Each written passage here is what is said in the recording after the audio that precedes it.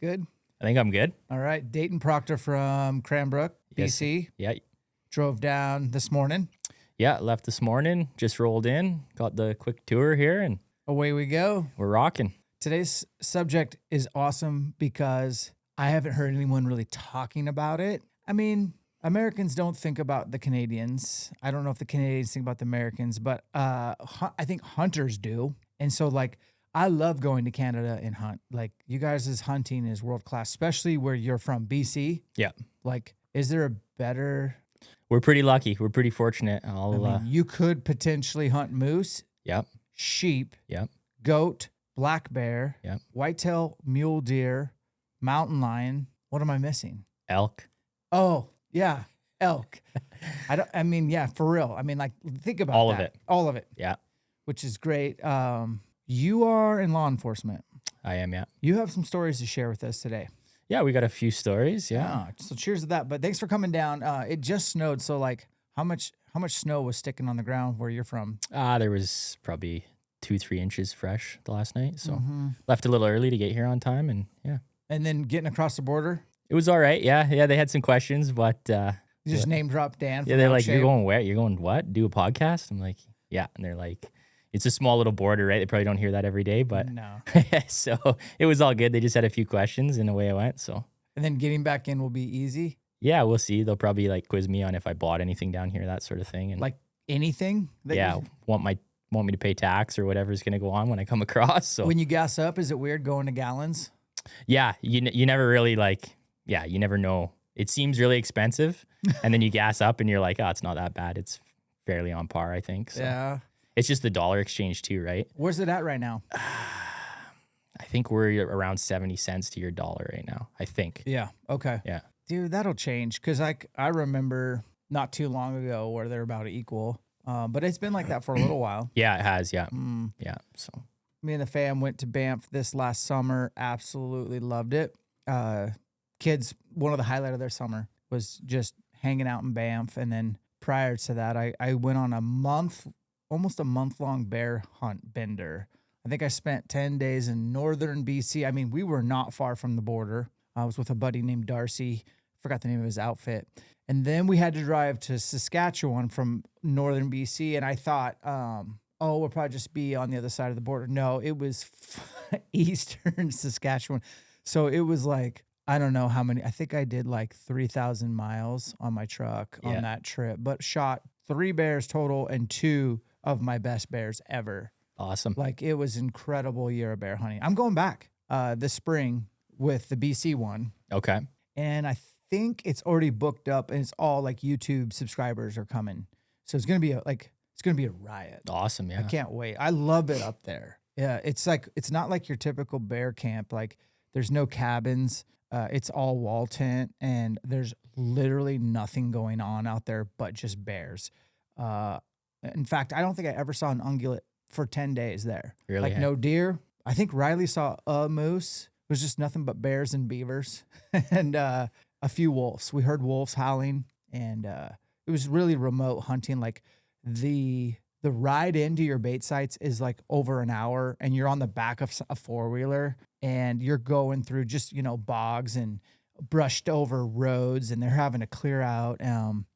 Dude, it's deep. It's remote. There's no cell service. Yeah. Yeah. And it's just old, probably oil refinement. Like, you can just tell, like, abandoned oiling stuff's going on. And that time of year, the playoffs are happening. So if the Oilers are in the playoffs, like, everything stops for the game. Yeah, so that's right. Are you a hockey fan? Like the Calgary Flames or Oilers? Oilers. Yeah. Oilers really? for sure. Yeah. Do you have to choose? Like, Yeah. I don't know. Like, growing up, it was always Vancouver, but it's just I'm on the Oilers bandwagon now the last few years here. So they're fun to watch, although they did shit the bed pretty bad. And 2 years in a row. Yeah. But who's keeping track? That's right. No, yeah. that's Have you only hunted bears up in Canada, or have you hunted anything else? Trying to think. I haven't had the opportunity to hunt moose, or moose would be like the one thing I'd probably want to do. Yeah.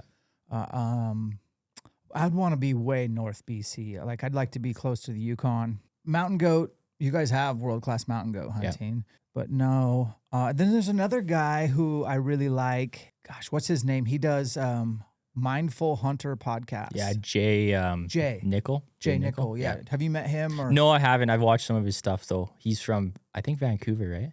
I don't know. Yeah, I think he's from like the Vancouver area. Okay. So He's gotten into outfitting. yeah, Big time. yeah. I seen he was doing some mule deer hunts and stuff this year. And Okay. I sent him a message because like he saw a mountain goat at the 4th of July pass because we have like one Billy who's living. That's like the closest mountain pass. And I don't know why, but he like hangs out on I-90, the interstate, right at the top of 4th of July pass. okay. And so he put on his Instagram story, driving through Spokane, just saw a mountain goat. And I was like, I know that mountain goat. I messaged him like, hey man, next time you come through, you got to pod. Cause I'd love to pod with him. I think I like what he does. He does gear reviews. He's a total nerd on stuff like that. Dives right into it. Yeah. Yeah. Yeah. And I'm sure you've probably heard his story Yes. from, Yeah. I think it was Knock Performance I was listening to. And Doc Performance, shout out. Yeah. It's if you haven't heard that pod, it's one of the best realist pods ever. it was, yeah. You got to listen to it for sure. So. Yeah, he has a crazy background and Yeah. he's super transparent about his behavior. Yeah. But yeah, Jay, good job, man. Way to be on. I really resonated with his comeback story. Yeah. For lack of a better term. Let's hear your story. So, what's a day in the life of Dayton in BC? Yeah. Day in the life. Got a couple young kiddos right now, so it's pretty hectic. Like you said, I'm in law enforcement. I'm with the RCMP, the Royal Canadian Mounted Police. We're like the federal police force in Canada. So I work with them on the road and got 2 little kiddos, wife at home, and yeah, just take it one day at a time. And our youngest was just a month old now, so Oh boy. yeah, she came early, and How early? she came about 3 weeks early. So she wasn't that early, but we had some complications. So Yeah. we ended up in the Children's Hospital in Calgary. For how long? 2 weeks. Yeah, that's rough, man. Yeah. Yeah. So, but she's doing a lot better now, and she's packing on the pounds, and yeah, she's just adorable, like just a beautiful little girl. So, yeah, super, super happy to have So her. what's your kids' names? So our oldest is Emmett.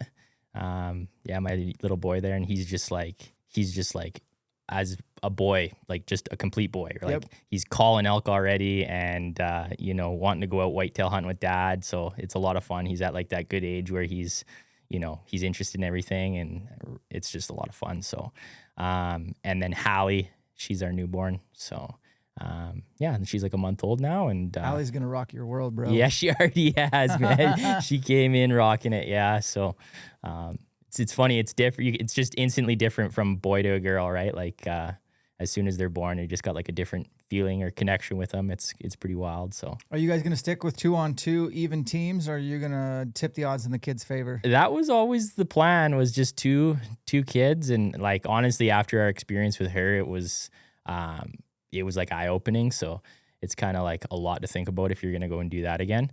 We're just super happy to have 2 healthy kids right now. And for now, we'll just keep it like that. And if things change, right? So How's that Black Rifle silencer smooth going? it's awesome. Yeah, they do sponsor the pod in 2025. I don't know if they're going to sponsor us next year. I guess we'll find out. But if you're going to get coffee, I do like veteran-owned and veteran-minded Black Rifle. Discount code ElkShape20 at the store. And thank you, Black Rifle, for the support in 25. I had you come down mainly because of what's going on in Canada with the grizzly bears, specifically the ban on hunting grizzly bears. You can't hunt them in BC. No, you can't. Can you hunt them in Alberta? No, I don't didn't believe think you so. can.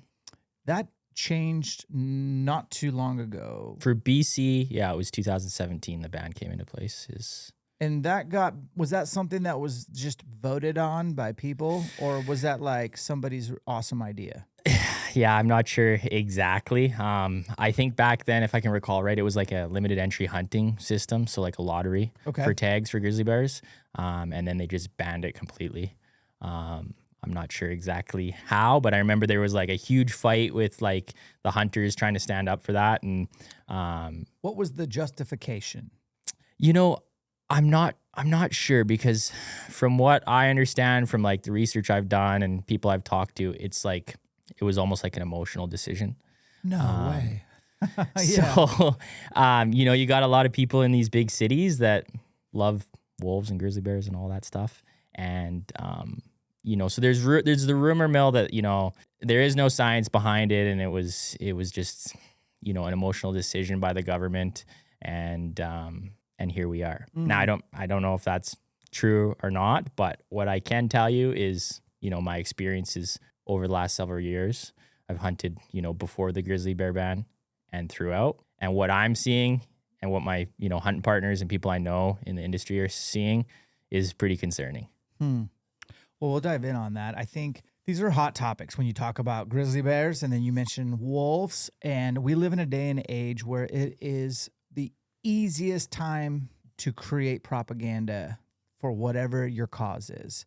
I literally saw a post on Facebook, and the person who posted it, like, it was the most random picture of an aspen tree. And it was like, look what the wolves have brought back in Yellowstone. Aspen trees and willows. Without them there, we wouldn't have these willows and aspen trees. And maybe they're right. Maybe people were going to Yellowstone to not see an abundance of elk and elk rutting, but to see aspens and willows growing. You want to get a good look at an aspen, go to Colorado. There's tons of them. So dropping wolves off in Colorado right now is not going to get you more aspens. They're chocked full. Point being is, to the uninitiated, or not, I wouldn't say uneducated, I would just say to somebody just living a busy life and glancing at that post, they're going to be like, oh, that's great. Like, I'm so glad that willows and aspens are back. Well, bro, I've been to Yellowstone multiple times, taking the family, everything. If you want to see some elk, you got to stay super close to like the most touristy little things, because that's where the elk hang out away from the wolves. You won't see a lot of elk in the Lamar Valley. You'll see bison, and you'll see like the main wolf pack there. They're big. It's a big pack. I've been to Lamar Valley with the kids with the spotting scopes and watched the wolves eating on a bison carcass. And I guess that would have been really cool if I'd never seen a wolf before. But bro, I've seen so many wolves elk hunting here in North Idaho. It's just kind of ruined my elk hunting. The last time I elk hunted in North Idaho was 2019, and I didn't enjoy it. I just didn't. Just the numbers were down. So you can kind of spin whatever you want in today's day and age to whatever your agenda is. Yeah. And it could go viral, and you could kind of pull the wool over people's eyes. So I don't think people listening today, like, we're not here to pull. We're just going to go straight up this dude's observations from hunting and law enforcement. He's going to have stories from both sides of what he's observing, and we can kind of go from there. But like, we don't understand why the grizzly bear ban. It doesn't sound like you or I can clearly define the decision making or the logic behind, like, they're not low on numbers. Like, it was an unethical, like, these are our grizzly bears. We don't want them killed. We don't know. We can only assume it was kind of more of a emotionally charged decision versus a science decision saying like, well, we're going to have to cut back, which we as hunters understand cutting back. Like, if the numbers are down, we need to cut back. We're the first ones to say, yeah, let's cut back. Absolutely. Yeah. But when it's a resource that's abundant, and I think the first thing I want to talk about is there is a difference between a grizzly bear that you would run into in BC or Alberta in 2016 versus a grizzly bear that you will run into in 2025, fall of 2025. Would you like to explain the difference? Yeah. Okay. We could just sum it up to fear, I guess, fear of people. What we're seeing out there, there's, you are running into these bears and they don't care. They just straight up don't care. You can yell at them, try and shoo them off, and they look over their shoulder when they walk away, if they walk away. And then you've got, that's the lucky scenario. The unlucky scenario is, the charging, the startling them, that sort of thing, and being attacked by them. And the thing that really like gets me going is when we have an attack, and in the news or in the article, it's like, it's explaining how like this super rare attack occurred, it's super rare for a grizzly bear to do this. And that just fires me up, because it's not, in my opinion, it's not. Like, I could list, several different scenarios in the last couple of years right now where I've had multiple different buddies have to shoot bears. I've been charged hunting. At work, I've responded to grizzly bear attacks. And then in the news, you know, there's attacks all over. And the most recent one in Bella Coola that just happened a couple weeks ago, where a class of elementary school students were attacked. And like a field trip. I believe it sounded like a field trip, and I wasn't there, right? So I can't like speak to the details, but from what I've read online and a couple of guys that I have talked to, you know, being in law enforcement, you know, guys all over the place. So wait, this was in November? This was, it was just a couple weeks ago. Yeah, this is not even like yeah. They're not even hibernating. Yeah, well, Bella Coola is like it's a coastal town. Okay, now in northern BC, right? Okay. And they're known to have a lot of bears. Was it fatal? No, not that one. But my understanding is there's two or three in critical condition still. Little kids. One is a teacher, my understanding, and I think there's 2 kids that are in pretty rough shape. And then the articles read 11 students were injured during this thing. So, and from what I've gathered, they're like having lunch on their day out field trip, having lunch, and this bears, my understanding is there was 3 of them, came in and, you know, did this damage, and the teachers had to like fend them off with bear spray by the sounds of it. So, and then from like the news articles and what the conservation officers or the game wardens are doing up there to capture these bears. So there was 3 bears in the attack, is my understanding, and they've currently captured 4 grizzly bears from that exact area, and not one of them is believed to be responsible for the attack. Oh my gosh, that is not good. That is not good. Yeah. I would be so disheartened if I was the parent and my kid was going on a cool field trip and I'm going to the hospital because they're in critical, and then P.S. have fun the rest of your life going into the woods knowing that you've been attacked by a grizzly bear and almost lost your life, PTSD for a little kid. So that's one. That's one that's the most recent one. And those headlines did make it to the States. I did see that. Okay. And I was not surprised at all. I was like, you guys have a serious bear issue. My personal story, and then I want to bounce into the one story where you actually personally responded was, no, I've talked about this on the pod, so I'm going to go Cliff Notes version. It wasn't that long ago. I booked a hunt in Canada, about an hour north of Calgary, about an hour south of Edmonton, somewhere right there in the middle. Good deer bear density, with a guy who had just purchased a new outfit from a guy who was getting out of the business. And in Canada, they do allocations. So when you buy this outfit, you get all the bear allocations, so the tags. And he was like, hey, I'll set aside 2 for you, and then just make an announcement on YouTube, and we'll see if we can fill the whole camp up with, you know, your YouTube subscribers. That's exactly what we did. Booked it out, no questions asked. And I even drugged my dad and my best friend, Tyler Denham. And by the way, those 2 are like the most DIY bear hunters ever. And so like to get them to go took some convincing, because we can just go to Idaho and smoke bears pretty easily with a little effort. And so we just wanted to get the experience, right, of going up and having bear camp. And then we didn't have to do the baiting. Like I've baited before. It's just a lot of work. We went up there and we kind of went up there with the idea of every guy's going to shoot 2 bears. So we all bought 2 bear tags. And of course the outfitter's pumping us full of trail cam photos. Like, dude, great dude. He was putting, you know, bait out whenever he could, like legally. And he had bears like clockwork. And I think he had 18 bait sites. And so like each bait site was just getting pounded and lots of big bears. So we're excited. And it was really cool to meet all the YouTube subscribers. They never disappoint. We had a great camp. In fact, that was the best part, was the people. But in 7 days, I saw 1 sow bear, and that was it. One of the subscribers shot a bear. It was a cub. He had never black bear hunted before, so I don't know if I'll count that. And then the rest of the guys never saw a bear in 7 days. And these bait sites were getting slammed. Eventually, the outfitter shared with us that pretty much every bait site had been taken over by a grizzly bear.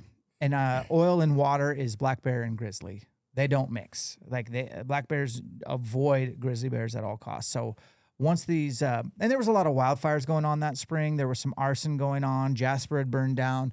But I think a lot of bears were displaced and moved over into Alberta.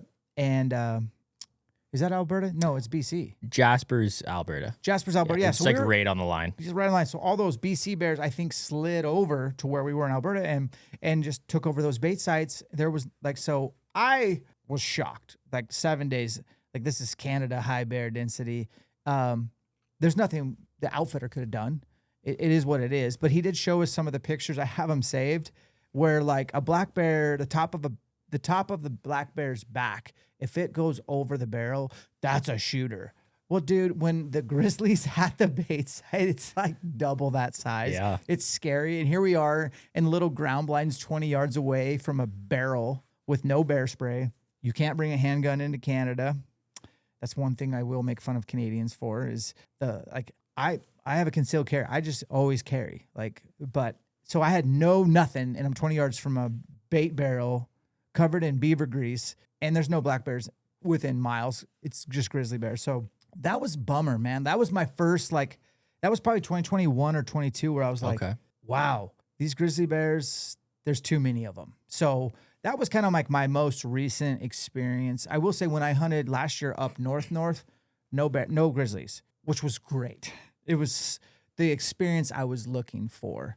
But yeah, that's kind of where we're at now. And the one thing you said when you walked in the door is like you personally have responded to probably a fatal grizzly bear attack. Let's hear about it, man. And what was the year and all that? Yeah, so it was this year. 2025? Yeah, it was in October, right after elk season here. Well, I guess still during elk season up there. And, so yeah, I was working and came in as a grizzly bear attack. There was an elk hunter calling in saying he got attacked by a grizzly bear. So we load up and we start going, and we're going out northeast of Cranbrook. Into the flats up there. Oh, in the flats. Yeah, there's a lot of bears in there. There's like a lot of farms in the flats. There's a lot of animals in the flats. A lot of good food. Yeah. So, and there's a lot of bears, right? So, we're heading up there, and when we're going out there, I had one of my partners with me there, and we're like talking like this could either be really bad or not that bad. Like this guy's calling us somehow. So, obviously he's calling us. He's not with anybody else as far as we're aware. But we also didn't know, did he have an elk down? What was the circumstances of this? What information do you have? You have a waypoint? We pretty much have him calling in saying he got attacked by a grizzly bear and he has head injuries. And when you call 911, we can track your cell phone. So it gives you like a little star on a map. And Gotcha. it's just showing him like in the middle of nowhere, right? Okay. So all right. I'm big into the elk hunting and the backcountry. So, I was like comfortable with, driving into this and figuring out where it was.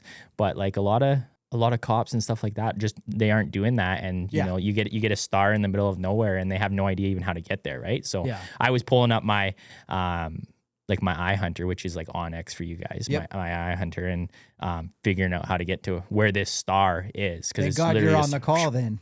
I guess so. But, yeah. So we're flying in there, and it's about 20 minutes from town. So we're going, and we're going down this back road, and I'm cooking because again, we don't know how bad this is. We don't know if the bear's still there. We don't really have a lot of details, and we go down this road where we think we got to go, and I get behind this truck.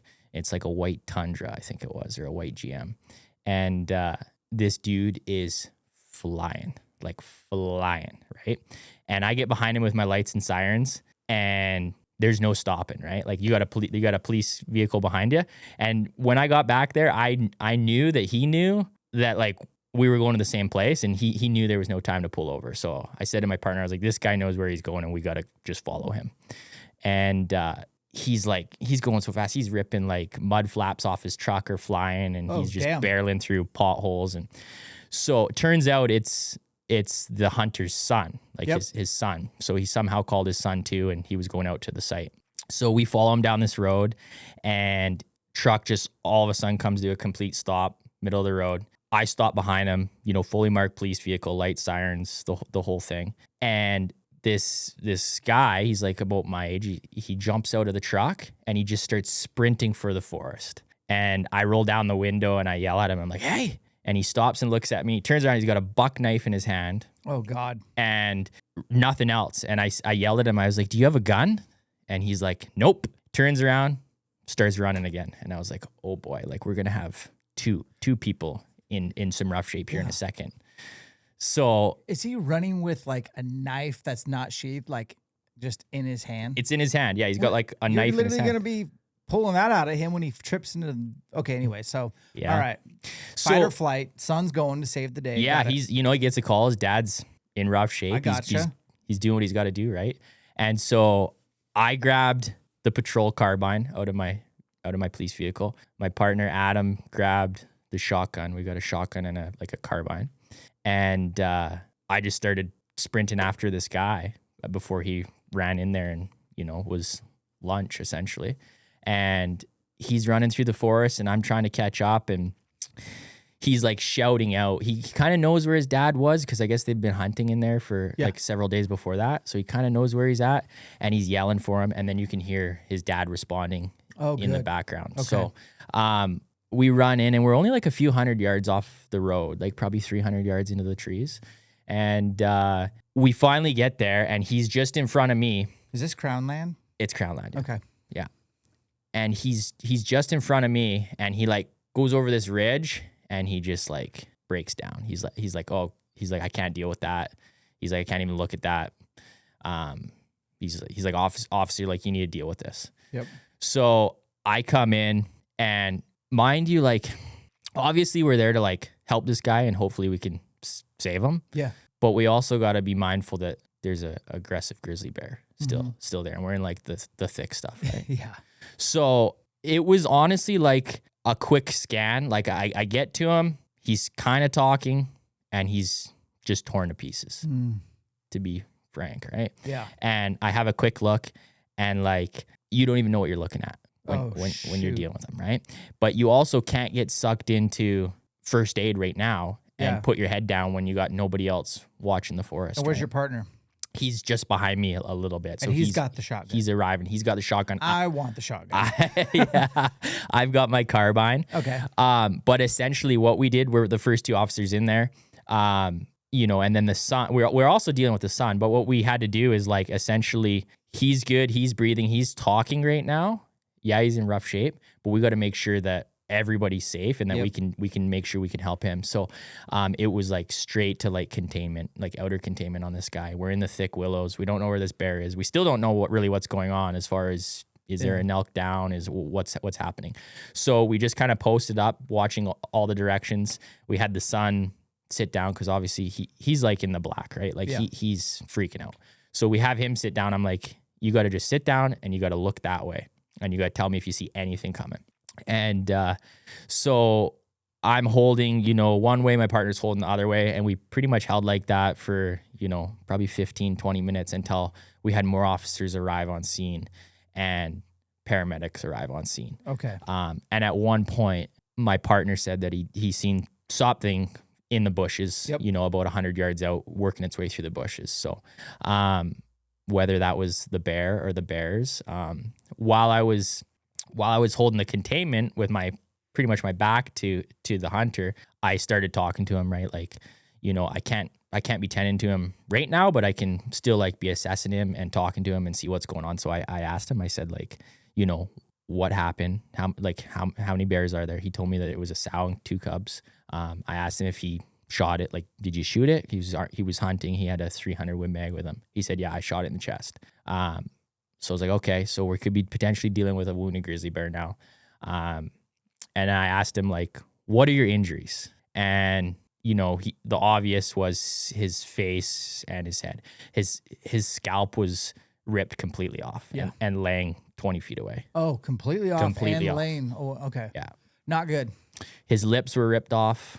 Like his whole face was just, like I couldn't tell if his eyes were still in or what, but he could still talk. Wow. And he was sitting up periodically. He told me that both his arms were broken. His ribs were broken. One of his hands, like his fingers, the finger was like degloved, like it was just all bone. It looked like the bear had like completely bit through that one arm. Yep. He was in rough shape. So we got all that. The paramedics arrived. They started working on him while we did an outer containment thing, made sure there was no bear around. It turns out, he didn't have an elk down. It sounds like he was sitting under a tree calling. Okay. And called these bears in. Yep. And so paramedics arrived. They spine board him up, and like it was pretty much just, let's get this guy to a hospital. That's where he has to go. Where's the biggest hospital? He's got to go to Calgary. Or Vancouver, yeah. Or life flight to Vancouver. Yeah, or Kelowna is, I think, where he ended up going was Kelowna. So we get him out. They get him on the spinal board. We get him out of there. we're like way down a back road, way in the middle of nowhere. So we called in like a private helicopter to land. They got him on there and they got him out to our local hospital in Cranbrook. And then it sounds like he went from there to Kelowna, is my understanding. Yeah. So obviously it was like, it was, a chaotic scene. There was a lot going on. Yeah. And then while we were there, the conservation officers showed up and they wanted to do a sweep of the area for this bear. Yeah. So we went with them. We did like a big outer perimeter sweep of the area. We didn't locate anything. We had our police drone go up in the air with like thermal imaging and that sort of thing. Couldn't locate anything. That surprises me. Yeah. No blood? No blood that we could see or anything like that. And he's saying he got one round off. Mm-hmm. And he told me he shot it in the chest. So when we didn't locate anything, it kind of just gets handed over to the game wardens for them to deal with. It's more of their wheelhouse than the police. Yeah.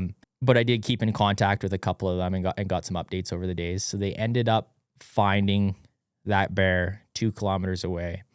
And dang. He had shot it. It was like chest height. It sounded like it was like chest height, but like kind of off to the right.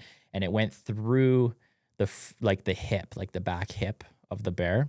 Went 2 kilometers or whatever it was and died there. So was the sow? They confirmed it was the bear. I don't know if they do like hair testing or like probably or saliva or whatever from him, like. And they said it was the same bear. So, and the kicker is it wasn't a very big bear.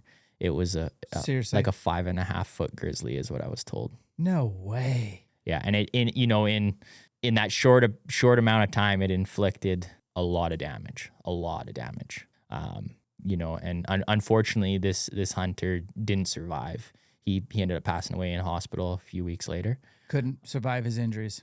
Yeah, I'm not sure. I said, it wasn't our investigation, so I can't speak to it. But I don't know if it was like something medical that went in the hospital. Well, he probably wouldn't died if he hadn't gotten attacked by a bear. Yeah, he was in there for his bear injuries, obviously. But my understanding is he was doing really well. There was like a news article and stuff coming out. He was doing good. He woke up, that sort of thing, and then all of a sudden, he passed away. So, that poor son. What a traumatic. Experience, and then it just didn't work out well at the end. Yeah. And so you were really there, like got to see with your own 2 eyes. Can you unsee his face? No. Yeah, sorry about that, man. Yeah, it was, I've been doing law enforcement for just about 9 years now, and it was one of the worst calls that I've had to deal with for sure. Well, I appreciate you sharing, like, honestly, like, your experience, even though it's pretty gruesome. I think it's important for people to understand, like, this is a 5.5 foot grizzly. Like, that's not even a good sized black bear, let alone for grizzlies. They get way bigger and their speed is insane. Yeah. One of my best buddies, Bob Lagasa, survived a grizzly bear attack in Montana. We had him on the pod. There's just search Bob Lagasa and you'll find the ElkShape pod with him. And I mean, man, that bear broke him off. It was a sow. It was in the high sage, willows and high sage. He had no chance and he used bear spray and he was prepared. He got smoked pretty good, but he's back out there. They don't all end in death, but there's just too many, especially with the little kids getting on a field trip. And my experience, just them taking over the bait sites and the black bears evading, moving to another zip code. It sucks, man. And so we're basically 9 years in on this ban. Is there any coalition, any unity, any organization from the hunting conservation side of things to like reinstate, just to introduce this thing called fear back into some of these grizzlies? Yeah. My understanding is the BC Wildlife Federation, which is a conservation, outfit in BC. They're pushing to try and get, like a hunt back. Like, I don't know if they're pushing for an LEH or what they're looking for, but they're fighting the fight to try and, get a hunt back in place because, it's, in their opinion, it's out of control too. And from what they're saying on their website and like articles that they're putting out, back in 2017 when this all started, when they banned hunting of the grizzly bears, they're saying that there was like between 300 and 500 reports to the conservation office every year in BC about grizzly bears. And now, as it stands, nearly 10 years later, it pushes 1,000 reports. So it's doubled in the last 10 years. Well, there's a trickle down effect with your guys' laws because we'll get some of the grizzlies coming down here into North Idaho and Washington. Washington already has a buttload of grizzly bears, especially in the Salmo Priest Wilderness, which is pretty close to the Canadian border.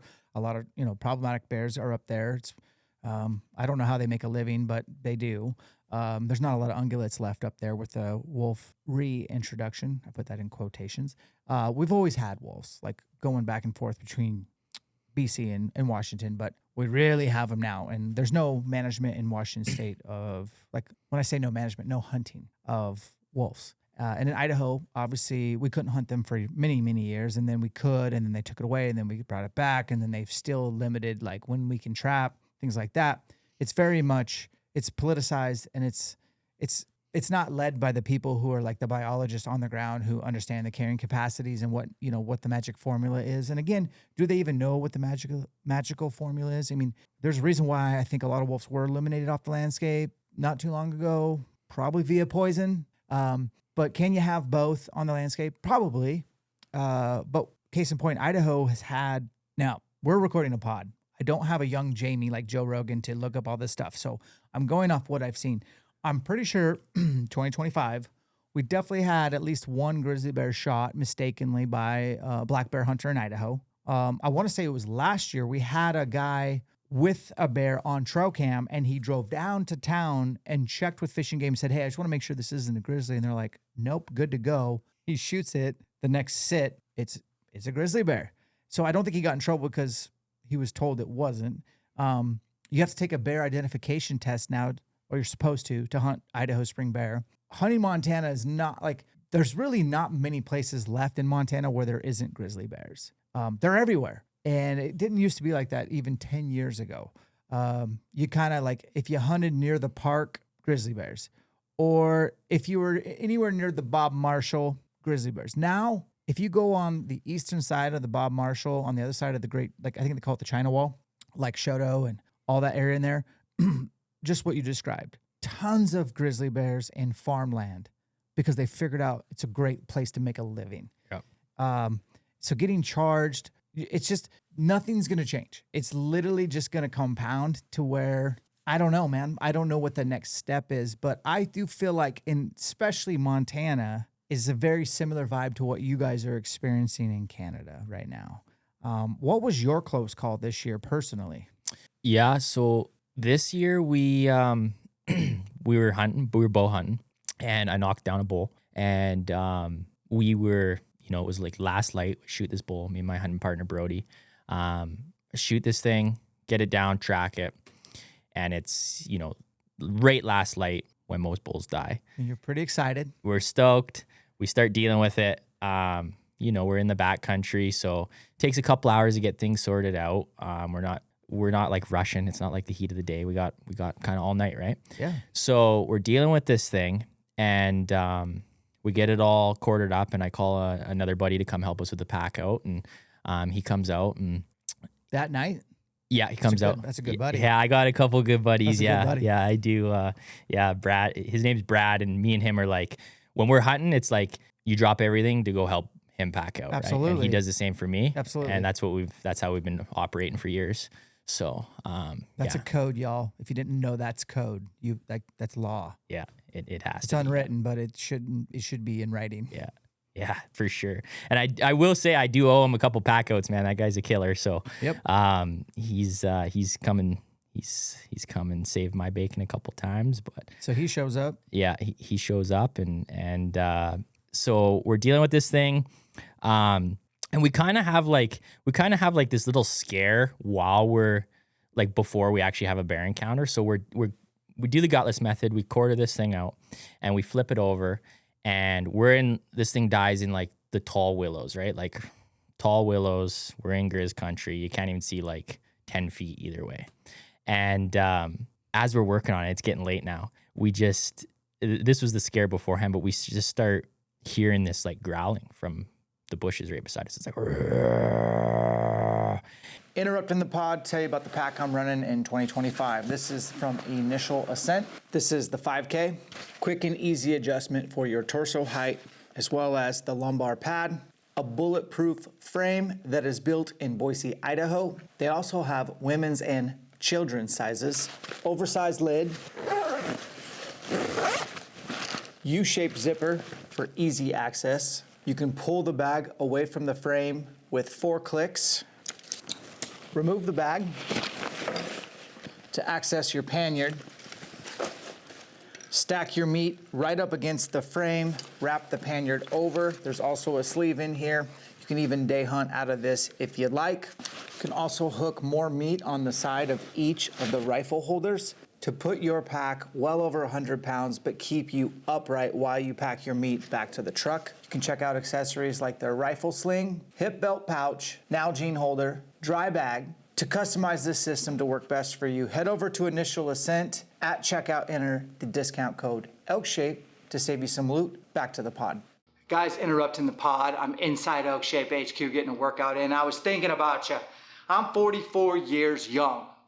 I've gotten my blood work done every year about the same time of year, and I'm working with Sage Bio now so that you can get your blood work done, look under the hood, maybe you and your significant other. I know Alicia and I did it, and we can talk about our numbers, and especially you guys, like I didn't know what my testosterone levels were, free testosterone. I didn't know what my total cholesterol was, good cholesterol, bad cholesterol. Now I know, plus it's one lab test and it's all the data you need. And you can do about once a year and get your health score, and you can work with their team. So if you have any questions, discount code ElkShape10. What you want to do is go over to training.elkshape.com, click on the blood lab with Sage Bio, pick what works best for you. I recommend the athlete profile. Add that discount code ElkShape10. You'll save a little loot and get it done today so that you know what you need to do tomorrow. Separations in the preparation. Back to the pod. Hey guys, interrupt this podcast to tell you about our partner, Black Rifle Coffee Company. This is a veteran-ran company. Evan Hafer established it in 2014. And if you're like me, coffee is life. Well, we have a discount code for you, ElkShape20. Throw that in at your checkout. Maybe you want to get some new swag, some hats, RTDs, or of course, coffee. You can also check out their subscription where you can dictate the types of coffee and the cadence delivered to your doorstep. You'll never run out of coffee again. Black Rifle Coffee Company, discount code ElkShape20, proud sponsor of ours. Back to the pod. And Brody's head down working on this thing. Brad's head down working on it, and I'm kind of at the rear quarter holding the leg. And we all just have like this look of panic. Can you have handguns on you when you bow hunt? No. Dear Canada, I'm going to get in trouble for saying this. I'm not going to say it. Just say it. You have to. That makes me so angry. Like, you can't pack heat in some of the most densely forested, high-density grizzly bear country. You're allowed to pack bear spray? Yeah, I pack. I do pack a shotgun when I'm bow hunting. Is that allowed? Yeah, that's allowed. You gotta. So, but I have it in my shotgun? Yeah, it's in my pack. How long's the barrel? That's the thing is I put like a pistol grip on it, so it's pretty short. Okay. Because I do have a 45-70 that's like a wicked bear gun, but it's way too long when you're you're in the backcountry. It's catching on everything. So, why is Canada like that with those rules? Like, I think you can pack even in Washington State, which wants to be like California. Again, I'm just offending everybody in this podcast, but I don't. You can finally like at least bring a handgun with you when you bow hunt. You couldn't for a while. I think most states have adopted that. It's just a good practice. Yeah. I carry bear spray and gun spray when I'm in grizzly country. And if I'm not in grizzly country, I'm almost certainly always packing a handgun. Yeah. A 10 millimeter. Yeah. With a large legal magazine in most states. You know what I mean? Like, yeah. Yeah, we can't where do even you put buy your handguns. shotgun? We can't even have handguns anymore. That's what I thought. That's kind of why I get mad at Canada, because you can't even buy a handgun. Yeah. And you're in law enforcement. Yeah. You carry one. I carry one. I can't when I'm not working. Where do you have to leave it in its lock? Yeah. And it's Yeah. It's interesting. I don't know. I don't understand it, I guess. Yeah, I don't either. I'd be the first guy to tell you that I think we should be allowed to carry handguns when we're in the backcountry, bow hunting, that sort of thing. So where's this pistol grip shotgun? How do you stow it? It's in my meat shelf, like on my mystery ranch. Oh, that's a good spot for it. I mean, like, how do you even access it? It's not ideal. I can access it without undoing clips, taking it off. I can pull it out. Okay. but it's not ideal. So when you're working on the bull, do you have it laid out? Oh, it's locked and loaded and ready to go. Yeah. And everyone knows where it's at. Yeah. And we also have bear spray, right? Yeah. And if it's like the second trip on the bull, I'll swap it out for my 45-70. So I have like an actual gun I can shoulder and stuff like that. So you guys are elbow deep in elk. Everyone's covered in, elk blood, and you're holding a quarter and you hear that growl. Did you guys like know what you heard, or were you like, wait, did you hear that? It was like a pause and it kept going. And we all like, it was like the look of fear. And Brody couldn't even get out of his mouth what he was trying to say. He's just bear, bear, bear. And he starts crawling over this elk. We start getting up the hill from where the elk is. And in the meantime, we're going up there and we had all my like meat laid out and stuff. And one of my bags of like back straps gets pulled down and it like dumps down the hill and rolls through all this dirt. And that's from the bear, or just from us getting up there. Gotcha. Okay. So we all grab these guns, bear spray, and we turn around and we start like yelling at it, like, "Hey bear, like get out of here, get out of here." And it turns out it wasn't even a bear. It was our elk releasing gases. Oh my gosh. Out because it was like downhill. Yeah. So we have like this moment of like hysterical laughter and like thank God that wasn't a bear, and we all laughed about it. Get back to work, right? I would say that we kind of let our guard down after that, which was a mistake. Oh, this story continues. It continues. Oh my God. So we pack out, and everybody's always concerned, Dan, when you go back for your second trip. Yep. Right? You've heard guys like, hey, put a stick up with a flag on it if it's knocked over, something's been there, or like get to a point where you can see. Yeah, I usually like to cache the meat where I can see downwind. Right. Before you just wander in there, right? So we do that. We're always super safe about that. We go back for our second trip, right? We pack out, we go to the truck, drop the load at the truck. And by this time, it's got to be middle of the night. It's like 2 a.m. Yep. We go back for our second trip. Everything looks good. So we go in, get loaded up, and we start coming out. And this is what I'm trying to say as far as like everybody's always worried about the second trip going back. Nobody ever thinks about the first load that you just dumped at the truck. No. Have you ever thought of that? No. It's safe. It's not safe. We're about to find out. So we get back to the truck with our second load and we throw our bags in the truck. And so this meat's been sitting there for the last couple hours while we went and get the second load. And Brody and I start talking and we're like, wow, maybe we should pack up our tents because we had camp down the hill, and we should like get everything packed up, kind of head down the hill. And then in the morning we can run this bull into the cooler because it's going to be warm. Yep. And then we're not sleeping here. We're covered in blood. We're not sleeping right here in Grizz country. Smart. So as we're talking about that at the truck, I start hearing this crashing coming through the trees towards us. And at this point I have my 45-70 with me, and I just turn to it and it's coming, and I start yelling, "Hey bear, hey bear." And it's coming towards the road, like right at my truck. We're only like 20 yards off the side of my truck. And when I start yelling, it turns and it like parallels us at like 20, 25 yards. And you can just see like brown flashes going through the trees of this grizzly bear. And it runs about 30 yards to our left and just stops, and it just goes silent. And we're like, oh boy. Because again, we're back at the truck. We think everything's good. We didn't even think about the meat that's been sitting in the back of the truck for a couple hours that could be attracting things, right? Mm. And at that point, we're like, yeah, obviously we got to get out of here. So it was pretty much, it was like cover each other. Brody's a cop too, and it was like cover each other while somebody pretty much just grabbed our tents, grabbed our gear, threw it all in the back of the truck, and we got out of there, right? Yeah. So it was, it was a close call for sure. Yeah, I mean, it kind of takes the fun out of it a little bit. I mean, we are so passionate about the mountains and the animals and the species that no matter what, we're going to go. We're still going to go. Yeah. But it does add a whole nother twist to, especially in the dark, which we as hunters are friends with the dark. We hike to our elk spots in the dark. We cut up elk in the dark. We pack out meat in the dark. We walk back to camp. We walk back to the truck in the dark. Like I always have 3 headlamps. You know what I mean? Like I'm constantly in the dark. Yeah. That's just part of that's. If you're not in the dark, you're probably hunting different than us. Yeah. But regardless, it does put a twist in things, right? And it's not a fun twist. Any other crazy stories from this year? So there was those two, like the work story, the hunt story, and then so about a week or two after the guy that got attacked, one of my coworkers had to shoot a grizzly bear. Oh, this is very recent. Yeah, it was mid-October, I guess. Okay. Same thing. He was out hunting. He was deer hunting. He's a coworker. He's a good hunter.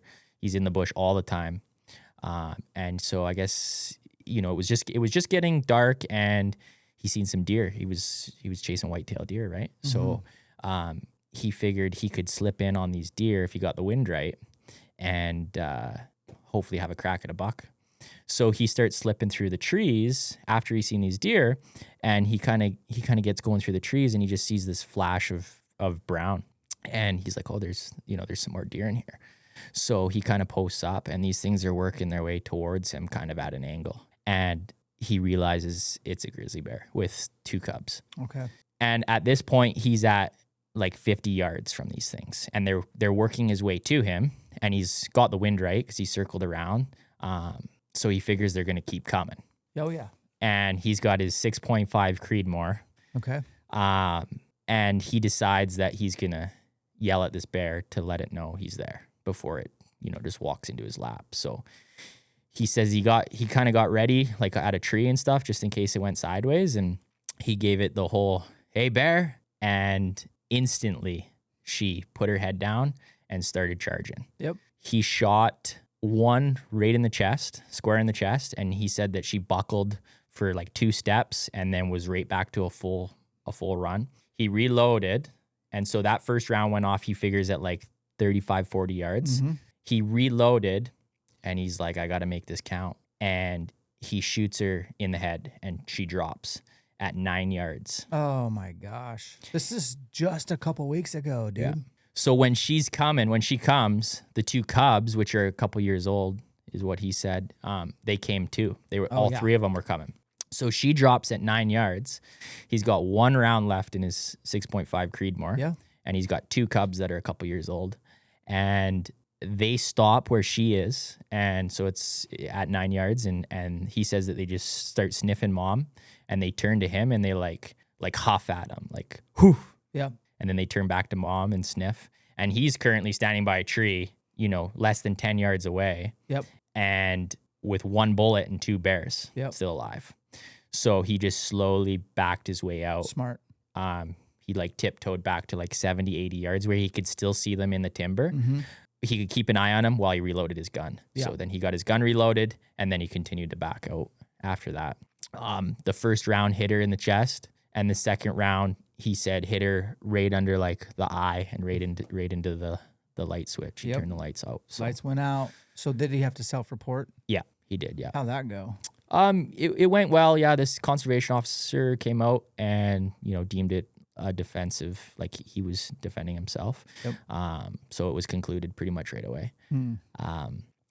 But he was told it was a 500-pound grizzly bear. So it wasn't no 5.5 footer. Yeah, it wasn't a 5.5 foot bear, right? I don't think people understand how much speed and agility a 500-pound grizzly bear has. And then just the fact that, I mean, a sow's mean. When they have cubs, they're even meaner. Yeah. Like they're seek and destroy. Calling in bears with elk sounds is a thing. Like they will take down an elk. Yep. Oh man, it's tough. I guess we've talked about this for about an hour. Like, do you offer up any solutions? Because I feel like whatever I'm gonna say probably makes some people mad, but like I'm okay with grizzly bears, man. I like them. I like wolves. I also like when states, I can't talk about, you know, Canadian, is it province? Yeah. I can't talk about them, but I like when the states are managing for their own state.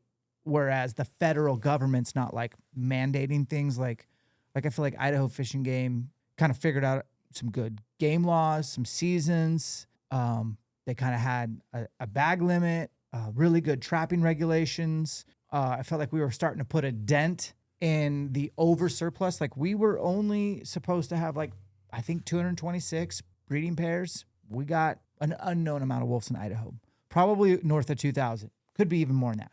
It's just a lot of timber country. We have the Frank Church Wilderness. Like we did our due diligence. Like we hit the number and then some. And so it's like it's just a struggle to get it managed like the numbers appropriate. So when you have like Washington, where we have lots of wolf packs and tons of cattle confrontation, where you're supposed to like haze the wolves, and then Fish and Game will come out and haze them.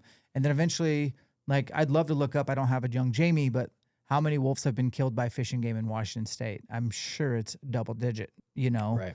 And then Colorado's wolf reintroduction, most of those wolves have died. And I don't know how. I don't think people are shooting them. I think they're just dying.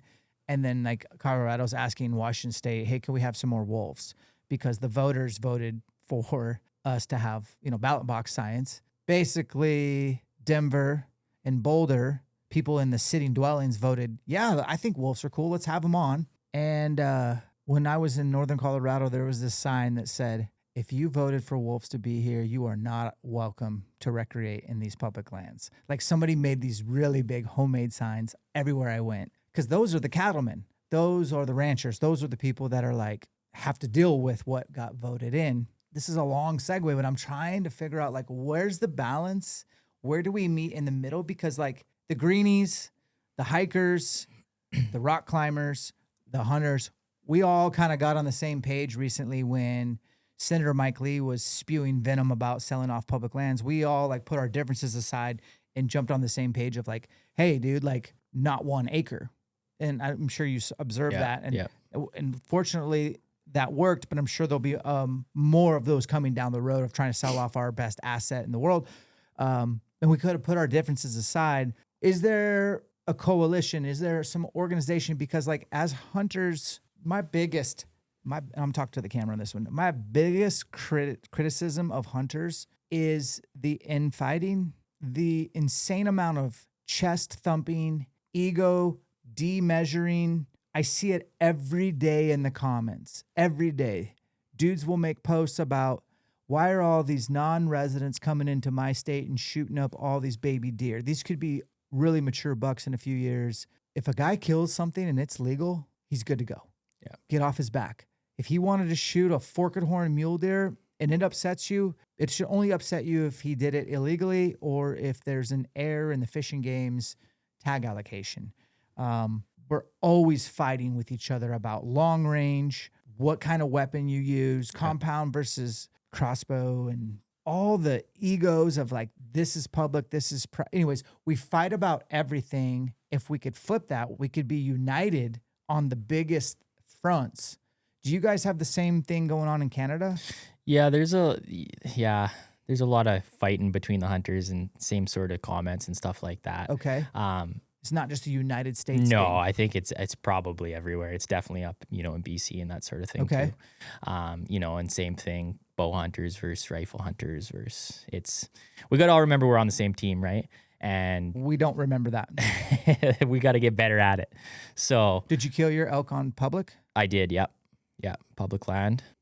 You know what I mean? Like public versus private. Yep. How far did you shoot him? 18 yards. That's too far. Yeah. You mean you got to get closer? Wasn't ethical. All that kind of like, it's tough to pick on your scenario, like that public land, 18-yard top pin, good job. But like, it's just, no matter what way you do it, someone's going to have an issue with it. I've seen it. I've been in the hunting space a long time, and I'm in the forefront with the media side of things. I see every comment in every platform. I don't respond to all of them, but you'll never see me hopping on your page, degrading, down-talking, shit-talking, for lack of a better term, anything you do. Right. People that are doing well, I'm doing well. I'm not going to come down and talk shit on you. I'll give you a like. I'll tell you a good job. What would it take for us hunters to put aside that machismo, ego-driven, and get together on the same page? I think the people that are anti-hunting, the people that wanted the grizzly bears off the table in Canada, the people that wanted us to not be able to hunt them in the States, wolves in the States, dude, there's like literally zero division. It's unification at its finest with deep pockets. So they're organized, they're unified, they have money, and they don't bicker amongst each other over stupid little nuances. We do the opposite. A lot of hunters don't have deep pockets. We bicker over all the dumb shit, and we're not on the same page. How do we change that? I've been talking about this for years. Yeah, I don't know. I don't have an answer for that. Okay. I don't know. I think just educating everybody from your own experiences, that sort of thing can go a long way. Mm-hmm. But I don't know if we'll ever beat it. Hmm. At what point will the government recognize that like do they have solutions for all these like instances? Like what's their response to these? Yeah. I mean, obviously, like with everything so fresh in the media, like I told you earlier, we've had 5 attacks in BC alone this year. There's a couple every year, Yep. and I'm seeing more and more, just over the years from hunting 10 years ago in the same areas versus now. But I think that, unfortunately with this like school trip that was attacked, there seems to be a lot more traction in the media now about like talking about maybe reinstating the hunt. Okay. But that's all just on the media and that sort of thing. And like I said, the BC Wildlife Federation, they're pushing for it and they have been for a long time to bring it back. It's now affecting more than just hunters, right? I mean, obviously we're the guys that are going out and we're killing animals and we're, covered in blood and attracting these things. But now it's school kids, it's hikers, it's whoever, right? It's seems to be affecting. So, I don't know how much longer we can go without a change, to be honest with you. And I'll be the first one to tell you too, Dan, that I'm not going to sit here and be like, we need to kill all the grizzly bears. We want them on the li- landscape. Yeah, I like grizzly bears too. But when we're having an issue and when they're overpopulated in certain areas, I think, in just my opinion, is that it needs to be managed. And I think there's a bunch of people that would pay good money from the States or even in Canada, put gas in their car, go to small towns, add money to the economy and buy the tag and harvest the resource. You don't need to have government people go out and just kill a bunch of bears to knock the numbers down. You could actually make some revenue off of it. I don't know. It's just like how many wolves have been killed in Washington State by Fish and Game. I don't even know. So many. Yeah. And there are dudes that would love to have the opportunity to hunt them. But I get it. Like it's controversial. And the ugly truth is a lot of guys wouldn't eat the meat off a grizzly bear. Yeah. So why are you killing it? You're just killing it to kill it. And so a lot of like not anti-hunters, but just people that are indifferent have a tough time wrapping their mind around anything that involves killing an animal for its hide or fur or claws or skull. It's tough. So that's an uphill battle. And people don't talk about it. I'm not afraid to talk about it. Like, I don't think I would want the meat off a grizzly bear. Yeah. Straight up. Yeah. But if hunting them and putting the fear of God in them a little so that they don't attack my kids on a field trip, I'm all for it, especially if there's a surplus and the carrying capacity and it's just not making sense. And now they're venturing to areas where they haven't been before, like where you killed your elk this year. 10 years ago, was there grizzly bears there? There probably was, but I can tell you that I see a lot more now. Like we're seeing bears all the time now. Bear sign. We're hanging trail cams on wallows, and I've got a trail cam from this year where I had 4 grizzly bears on it at one time, and they just seem to be everywhere. Any trail you go down, there's sign of it, right? My elk kill, we went back in there the next day essentially because there's elk. We were covered up in elk. And obviously we tried to stay clear of the kill site, and the road, like the nearest road right below my kill, had grizz tracks on it. It was like, not Dinner even bell. 12 hours later or whatever it was. And so, and we're just seeing them, back in the day, like 10 years ago when I was hunting this area and that sort of thing, like you'd see bears and bear sign, but it really wasn't a common thing. I don't think. Like now it's like you go out and you expect to see a bear, right? Mm-hmm. And it's to the point now where when we're bow hunting, like if I've got my partner with me or whatever, we've had the chat after these experiences this year. It's like, maybe if you're a shooter, I should have my bow on my back and my shotgun in my hand, not the other way around today. Yeah. Because we can't, carry handguns and that sort of thing. So it's just there. It just seems to be like they're everywhere. Every drainage you go into, there's bear sign. Well, for you guys listening in the States, man, like for Idaho, you want to run into them? Head over to Island Park. That's going to be like West Yellowstone, all that stuff around Montana, chocked full. The border of Montana and Idaho, like I guess it would be everything from Du Bois all the way up to like Wisdom. They say they're not there, but if you look at a map, how close they are to Yellowstone, there's a few there for sure. I haven't seen any in that country, but the Bob Marshall used to be world-class elk hunting. It's just a grizzly bear mecca, especially now in the farm country. Like I said earlier, on the eastern side, anywhere along the park in Montana. In fact, this year I was driving to Red Lodge and I was like, oh, I want to loop through, Yellowstone on my way there. And as soon as I popped out of Yellowstone and got into Montana and was driving kind of that road, it's called the Beartooth Highway. It's ugly. No one should go check it out. As soon as I hit that Beartooth Highway, it was like I was pulling over left and right, just grizzly, grizzly, grizzly, grizzly. I wasn't even in the park. I was technically in Montana and Wyoming, back and forth, not even in the park. They're everywhere. Yeah. And Idaho's had a few instances already, including just like north of Athol, Athol, the town of Athol, which is not very far from here, just run-in after run-in. So it's just a matter of time before somebody listening to this today is going to have their run-in. Yeah. And I think you have to be really prepared, and we have to do our due diligence when we kill an animal, strengthen numbers. Apparently you got to your truck's not a safeguard. Once the meat's there, it's just as dangerous there as it's going back to the kill site and everything in between. And bear spray, handgun if you're allowed. Yeah. Sorry, Canadians.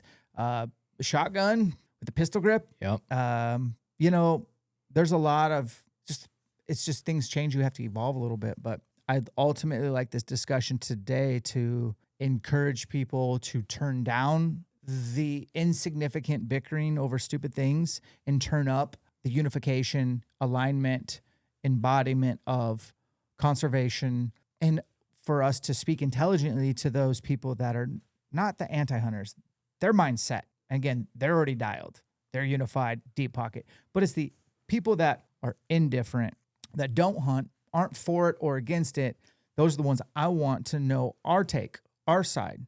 Right. And I think if we can focus on that in that positive message, and we can better explain why we hunt versus, just ego-driven stuff, I think it'll be better off. When you go home today, if you find any links of any organizations in your hood or even the States that I should post in the show notes, text them to me. I'll get you my number and we'll put them in here. But it's just a really good, thoughtful conversation. I want to finish with some non-grizzly stuff. Yeah. Some positive stuff. So, how long have you been a bow hunter? Probably pushing 12 years now. Okay. Yeah. 12 How did you get into it? So I grew up hunting, good mule deer hunting where I grew up and that sort of thing, rifle. Kind of always wanted to get into bow hunting when I was like a teenager and stuff. Started elk hunting in 2010, 2012-ish with a gun. Did it for a couple years. Didn't have any success at it. And I just jumped on the archery wagon. I was seeing guys like, you and other guys on YouTube, and I was like, I got to do that. So you saw media made you want to try bow hunt. Yeah. You're BC, right? So it's either Alberta or BC, but it's the dumbest thing in my opinion. I'm very opinionated today, but it's something like your bow hunting season is only 9 days long in September, and then all of a sudden it's rifle or something like that in the smack dab middle. Is that BC? Yeah. Okay, back me up. Tell everybody what I'm talking about, because it baffles me. Yeah. We need a change in that too. We need a lot of changes. But as far as our season goes, you have September 1st to September 9th for archery in the region where I'm at, any bull. So it doesn't have to be a branch bull or anything like that. Just any bull. 9 days. After that, September the 10th till October 20th, rifle. Well, that's the dumbest thing I've ever heard. 6 point or better. So you can't just shoot any bull, but it's got to be a 6 point. But I'm telling you, and does that, how is the accountability? Because I could see, I'm just gonna be honest, I could see somebody making a mistake or intentionally or unintentionally, and 5 points getting killed with a rifle. Yeah. Is there a lot of accountability? Oh, man. Is there check stations? Is there? Yeah, the conservation officers are out, checking that sort of thing. And I know a few of them, and I've talked to them, and I've asked them that question over the years. And I know last year and this year was similar numbers in our little area of Cranbrook, the Cranbrook area, the southeast BC there. They had over 50 self-reported, illegal bulls. So you can times that by 2 as far as how many easily not self-reported. Easily. I have a similar situation in Montana. A good friend of mine's brother, my friend shot a bull in November on public. It dropped. The herd kind of scattered. There was like 30 spikes in this herd. You can't shoot a spike in this state. What state? Montana. And so the herd kind of ran. So him and his brother moved positions, got reset up, and then he was using, his brother was going to use his gun. His gun's like a 300 PRC, absolutely dialed. His brother lays down prone, gets the bull in his crosshairs, a legal bull, squeezes it off, and his brother, my friend, is like, don't shoot again. You just dropped the spike. So his brother laid down prone and didn't check what was in front of the barrel. There's something that, like some debris or whatever, because the spike was standing at the ass end of the bull he was supposed to be aiming at. Oh, no. And he hits that thing in the neck. And this gun drives tacks. Like anyone could shoot. And it was like not a far shot. It was like a 300-yard shot. Drops the spike. They walk up there. Brother's devastated, right? Like he knows he just broke the law. So they break down my friend's bull, and then they go over to the spike, and they like at least field dress it. They're like, we'll just field dress it. It's cold. We got to get a hold of the game warden. Game warden answers, and it's like, hey, yeah, I need you guys to pack that entire animal out. I'll meet you when you're done. Like, okay. So they get his bull out, and then they go get that spike broken up, pack it out, meet the game warden at the same time. Game warden, super nice guy, says, hey, man, I'm going to take most of the meat, but I'm going to let you have a little bit of loose meat. I don't know if you're supposed to do that or not, but he could have taken it all. Yeah. And then he says, I'm going to have to write you a ticket. It'll be the lowest ticket that I can write you. It's a $135 ticket. And you're going to get like a warning, but it's not going to like, you're not going to get your hunting rights taken away. I really appreciate you self-reporting. Very similar. Like I've already had like 20 self-reported spikes get killed this year. Last year was similar numbers. And that's like the first thing my friend told me was like, if 20 are self-reported, you can times that by 2 for how many that don't. Yeah. So that's a long way of saying, like, I'll give you an example. Idaho's rifle season is October 14th through the 24th, 10 days. And I hate it. Like, I'm a bow hunter through and through, and I feel like most North Idaho guys will hate me for saying this, but like, I feel like that's just got to get pushed back a few days, like a week. Like, those bulls are bugling. And it's October 10th through October 24th. Okay. It's a 14-day season. I hate that October 10th bulls are bugling because they are, and guys can rifle hunt them, but that's the way it's always been. But you compare that to your season, It's crazy. It's hot garbage what you guys got going on there. Montana's a very, very long rifle season. It's usually around October 26th till like end of November. Pretty long, but dude, it's way past bugling season. You guys are in the heart of the rut. September 10th till what? September 10th till October 20th. I hate it. Yeah. But it is a 6-point only. 6-point only for rifle. Yeah. So Can you bow hunt during the rifle hunt? you can. You got to shoot a 6-point. Yeah. Oh, so really your only opportunity for any bull is the 1st to the 9th, and cows are off the table. Yeah. For general season. Yeah. Is this like, how long has that been the seasons? As long as I'm aware, and I know like to the west of us in the like West Kootenays, they just changed the bow season last year. It's still the 1st to the 9th, but for archery, it can only be a 6-point as well now. Damn. Okay, so when you killed your bull, what was the date? September 1 this year. Oh, so were they talking at all? Yeah, my bull came in hot, man. So that's good. Came in like everybody But if dreams it's like of. most years, you're probably busting your ass just to even hear a bugle. Yeah. It took me, because I've been hunting that season, it took me 7 years to kill a bull with my bow. Yeah. And it can be so quiet, and it can also fire up sometimes too, right? But so it's a tough season. I'd like to see it be like all of September. Even if it wasn't any bull, if it was like 3-point or better, or like branch bull. Or Colorado does a 4-point on one side or a certain amount of brow length. I think you archery hunters should have more season. Yeah. That's rough. Yeah. I wonder why I don't understand why that's the way it is. Yeah. Huh. So we've been like my group of guys have been looking into like building points in the States, just like out of state. Yeah. I just learned like last year that we can actually do that as Canadians. We can. You didn't know that? I didn't know that. Oh, and I tried to put in for Montana this year, but I was having issues with like my postal code and your zip codes. It was like erroring. Yes. So I called the Montana Fish and Wildlife. Like I was on the phone for like hours with this lady multiple times. What did you guys figure out? She thought she got it fixed, and she couldn't figure out she couldn't figure out how to make like our postal code be like a zip code so it wouldn't error. Mm-hmm. And then a couple days later, she thought she figured it out, sent me an email. I went to do it again a couple days later, and it still wasn't working. So I missed out on that. But I got to look into that, and I got to figure out that, because I'd like to start, building points and being able to hunt elsewhere but too. you're more than welcome to come hunt the United States. And that's right, guys. I'm okay with him coming down here because I'm going to go up there. Canada's got a lot of opportunity too. I'm not going to come up there for your elk season. Yeah. I can tell you that much. Yeah. And I think Alberta's got something similar.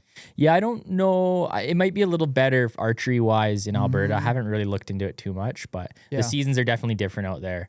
But yeah, the BC, it's a tough season. What is the sweet spot for a good archery elk season? Like, for example, Utah starts usually about the third Saturday in August, and then it's usually shut down by about the same time your season ends, around the 10th. Okay. Plus or minus a week. And then is there rifle hunting then, or is it closed? Yeah, I think there's, but it's not, I can't remember. It's usually very limited entry type stuff. So there is a rifle rut hunt for sure. Okay. But a lot of guys are just hunting elk in pretty hot August temps. Idaho's August 30th. It's been that way for many years. I want to say Oregon is around the 1st of September. Used to be the last Saturday, but I can't remember. Colorado, similar, around the 1st. Most out west United States hunts are between September 1st and September 30th, for the most part. Right. Montana's the exception. They start the first Saturday, so it kind of depends on a rotating calendar. This year, it wasn't till the 6th of September, but you get 6 weeks from that day, which is super handy. Every state's a little different. Washington State, I think I can't even tell you. I want to say it's almost like a 7 to 10 day season only, like maybe 10 days only. And it's usually like, oh man, like maybe the 9th through the 21st or something like that. And it changes year over year, but it's garbage. I like the idea of a month. Yeah, I think all of September, like archery, all of September, or the first 3 weeks in September, and then maybe a week break, and then a couple weeks of rifle would be ideal. I think that's a good template. I just hate when it's so short that it compresses everybody taking the same time off, and going into the woods at the same time. Yeah. That's what I like about Montana's 6 week is like it really disperses. There's going to be a ton of guys that are burning vacation and hitting that opener hard. Yeah. Some guys are going to wait for like the 3rd or 4th week of September. Some guys are going to wait for the end of the season. Not very many because it is pretty cold. But like, dude, it disperses. And I think that's a more enjoyable experience for everybody when you have like 9 days. Dude, It's got to be packed in there like sardines. Yeah, it can be busy for sure. For sure. But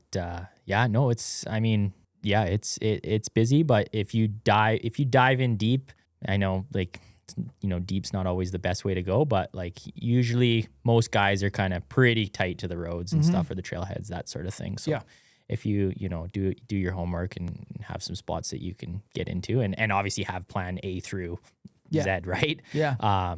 Because how many times have you showed up to your spot and somebody else is hunting it, or that sort of thing too, right? All the time. So have lots of options, and yeah, I mean, we're getting it done in that season, so that's good. But yeah, it would be nice to see a change, because there's I know why you packed your elk out all night, because that's a hot time of year, man. Yeah, that was September 1, a hot day. You better be packing meat all night. Yeah. It's gonna be tough to keep it. What's the situation for you as a resident and hunting moose every year? How's that work in BC? Yeah, so there's like, you can put in for LEHs where you can get like a lottery type thing. Okay. But you can also buy tags depending on the unit and zone, right? So it's like you can buy your $25 tag, and most spots are like immature bull moose. So you have, I think it's 2 weeks in start of November-ish, and it's like spike fork. That's all you can shoot. Spike fork. Yeah. But like kind of the farther north you go, the more remote. And the more options you have. So the farther north you get into like you buy your tag and you can go hunt. It's got to be a tri-palm or 10 point. And you can just do that. Or there is some spots still. They're kind of closing it down, but there's still a few spots where it's any bull moose. And that's pretty north too. And again, you just buy your tag and you can go.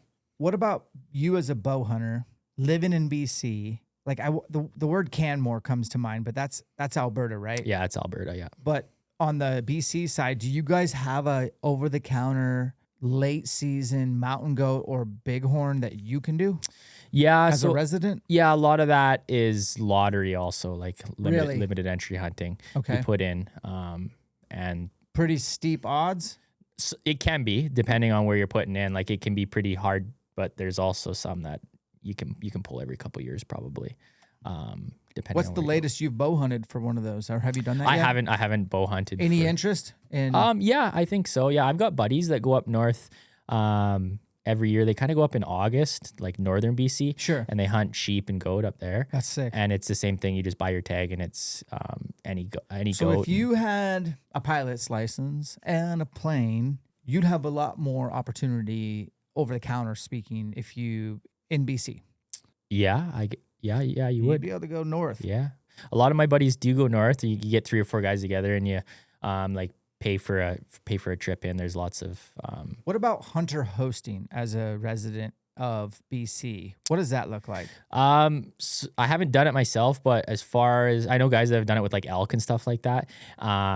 And it was like other Canadians. I'm assuming it would be the same for like guys from the States coming up, I think. Oh, I didn't even think about that. I was talking like, hey, my buddy lives in Alberta or Saskatchewan. I want him to hunt with me. Yeah, You got to so- host him. But I guess that could work for US too, maybe. Yeah, I think so. So I know like for elk, it was like a $300 tag type thing. And his buddy came from Alberta, and they hunted in BC together, and he had his own tag and stuff like that. So That's good. So you've been on the force for 9 years? yeah. What's the situation in Canada when it comes to like, can you do 20 and move to a different career?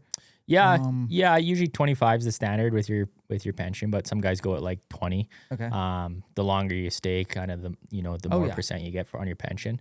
What's your plan? I don't know. I feel like I'm young. Yeah, I got in pretty young. I got into the force when I was 22.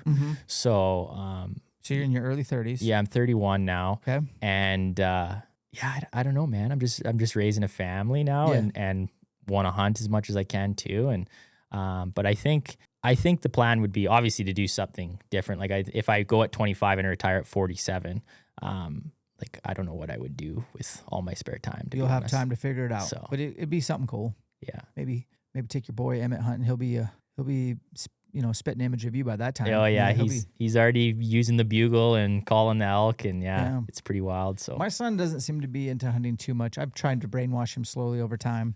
I did get him a really good bow now, so he's shooting that. It's a Genesis compound, but before that it was just I would call it the Genesis. It's any draw length.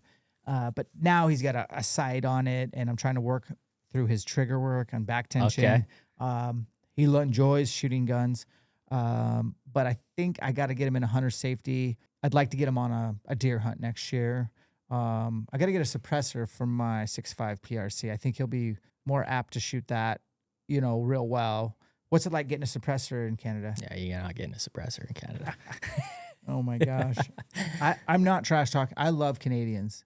I don't want to make that I love Canadians, man. They're all just, especially the ones in BC and Alberta, one of the ones I've met, man, they're just awesome. You know what I mean? There's a couple funky rules Yeah, that trip me up a little bit. Yeah, there is. I got a lot of buddies that, talk about how great it would be if we had the same gun laws as you guys and stuff like that. And there's What's the politics like as far as your neck of the woods? You guys have a prime minister? yeah. Mark Carney. When did he get voted in? It Just wasn't that long ago. This year, Yeah. Trudeau stepped down and Right. and Carney came in. So he just filled in, or did you guys get to vote? There was a vote, yeah. Okay, so he won. He's in. Yeah. And how's his relationship with our leader of the United States? Yeah, I'm not sure. I mean, like there were obviously- some weird things going on. Well, yeah, there with still tariffs. is, right, with the tariffs and stuff. And I mean, I know we still have some tariffs going on up there and that sort of thing. So, Okay. I wish I paid attention to this stuff, but I don't really think about any of it. I Yeah. should.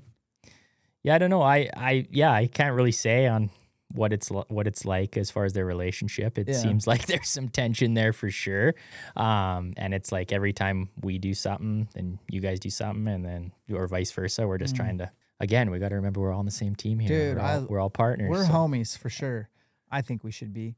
But yeah, well, I appreciate you driving 3 hours to have a conversation. That's how important it is to you. Yeah. Thanks for having me. I hope we didn't make everybody like angry or upset. Like I wanted to have be thoughtful about talking to him, and I want to come across as somebody that really doesn't like have the elimination mindset, like take them all out. Like absolutely not. Yeah. No. Like when I go through Banff, like I'm the dork with the big long lens pulling over the side of the road. Yeah. I love photographing wildlife, especially grizzly bears. I have some of my favorite photos I've ever taken have been in Banff. So I love the resource. I love seeing them, but I hate hearing some of the scariest stuff. And I hate what you saw recently while on the job. Like, and then the guy didn't make it. Like, so there is some reality that perhaps the way things are going could be better. Yeah. Maybe there's a better solution. Do we know what it is? I don't know. Yeah. The one thing we did say is hunters unified. Yeah. Same team. Less infighting. Yeah, for sure. You know, I don't know how we do that. That stuff goes on in every industry. Yeah, it does. Yeah. And it's easy to hate, especially today on the internet. It's like, it's too easy.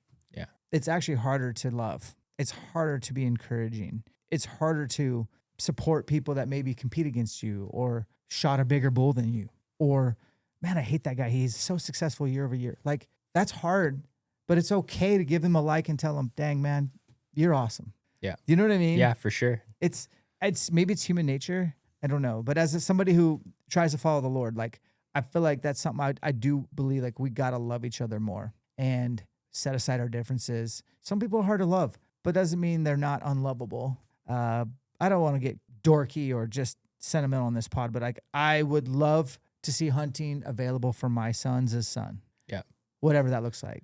Yeah, I agree with that for sure. You know, that's all. I know what hunting's done for me. Oh man, that shit drives me like every day. Like there's not a day that doesn't go by where I'm thinking about something that I'm doing today that's going to help me on a future hunt. Because there's just future adventures out there that are waiting for us as hunters. It's not just about a picture with an animal, man. It's so much more than that. And we do a lousy job of conveying that. Yeah, we do. Yeah. You know, but I promise you, like, even today, I've already done things in the name of elk hunting 2026. Yeah. Because I'm driven for it. I'm excited. I live for it. So. Yeah. I'm the same way. And it drives my wife nuts sometimes because I'm so crazy about it. But, you know, bless her soul because she puts up with it and she does know how much it means. Yeah. So, but I mean, I'm the type of guy that can go a little overboard too. And like, I got to get, you know, kind of put in check by her once in a while to be like, hey, straighten out here. So, but yeah. Are you on Instagram? I am. Yeah. What's your handle? Just Dayton Proctor. Okay. Yeah. And are you public or private? I think I'm public. Yeah. That's good. All right, guys, give him a follow. And you're going to send me some links, man. Yeah. I'll shoot you some links. I'll get you my number when we're done. Thanks for coming down. Appreciate it, man. Yeah. Thanks for having me. Enjoyed it. Separation is in the preparation. We'll catch you on the next one.